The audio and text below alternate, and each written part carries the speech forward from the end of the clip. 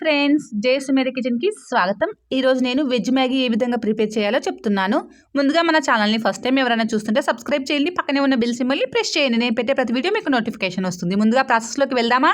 ముందుగా వాటర్ని బాగా బాయిల్ చేసుకొని బాగా హీట్ అయిన తర్వాత ఇందులో 2 మ్యాగీ ప్యాకెట్లను యాడ్ చేసుకున్నాను. యాడ్ చేసుకుని దీనిపైన క్యాప్ ఉంచేసి ఒక 3 నిమిషాలు అలా వదిలేయాలి.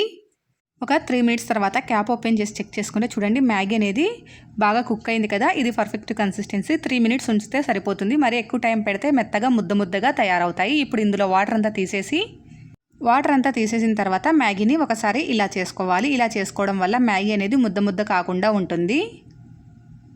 స్టవ్ పైన ప్యాన్ పెట్టుకొని ఇందులో 1 టేబుల్ స్పూన్ ఆయిల్ని యాడ్ చేసుకోవాలి. ఇందులోనే 1 కప్పు క్యారెట్ స్లైసెస్ని యాడ్ చేసుకోవాలి.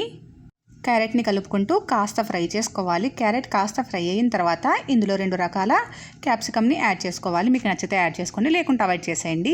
ఇందులోనే 1/2 కప్పు గ్రీన్ పీసెస్ని, పచ్చి బఠానీని యాడ్ చేసుకోవాలి. ఇందులోనే 1/2 కప్పు బీన్స్ని సన్నగా తరిగి యాడ్ చేసుకోవాలి. వీటన్నిటిని కాస్త ఫ్రై చేసుకోవాలి. ఇవన్నీ కాస్త ఫ్రై అయిన తర్వాత ఇందులో 1/2 కప్పు వరకు ఆనియన్స్ని సన్నగా తరిగి యాడ్ చేసుకొని కాస్త ఫ్రై చేసుకోవాలి. ఈ వెజిటేబుల్స్ ఎక్కువగా కుక్ అవ్వనవసరం లేదు, కాస్త కుక్ అయితే సరిపోతుంది. కాస్త కుక్ అయిన తర్వాత ఇందులో రుచికి సరిపడా సాల్ట్ని యాడ్ చేసుకొని ఒకసారి మిక్స్ చేసుకోవాలి. ఇక్కడ నేను 2 స్మాల్ మ్యాగీ ప్యాకెట్లను వాడాను. అందులో 2 ప్యాకెట్లు మసాలా వస్తుంది కదా, 2 ప్యాకెట్ల మసాలాని ఇందులో యాడ్ చేసుకుంటున్నాను. ఆ మసాలాని యాడ్ చేసుకొని ఇదంతా కలిసేలాగా ఒకసారి మనం మిక్స్ చేసుకోవాలి. బాగా మిక్స్ చేసుకొని ఇదంతా పచ్చివాసన పోయే వరకు కాస్త కుక్ చేసుకోవాలి. ఇదంతా పచ్చివాసన పోయిన తర్వాత ఇందులో మనం ముందుగా ఉడికించి పక్కన పెట్టుకున్న నూడిల్స్ని యాడ్ చేసుకోవాలి. నూడిల్స్ని యాడ్ చేసుకొని ఇవంతా బాగా కలిసేలాగా మిక్స్ చేసుకోవాలి.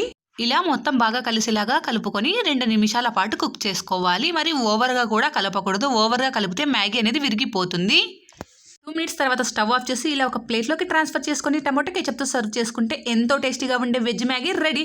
మీరు ట్రై చేయండి. ఎలా వచ్చిందో నాకు కామెంట్ చేయండి. మీకు నచ్చితే కంపల్సరీగా లైక్ చేయండి. మీ ఫ్రెండ్స్తో, రిలేటివ్స్తో షేర్ చేయండి. నా ఛానల్ని సబ్స్క్రైబ్ చేసుకోండి. Please subscribe my channel. Thank you.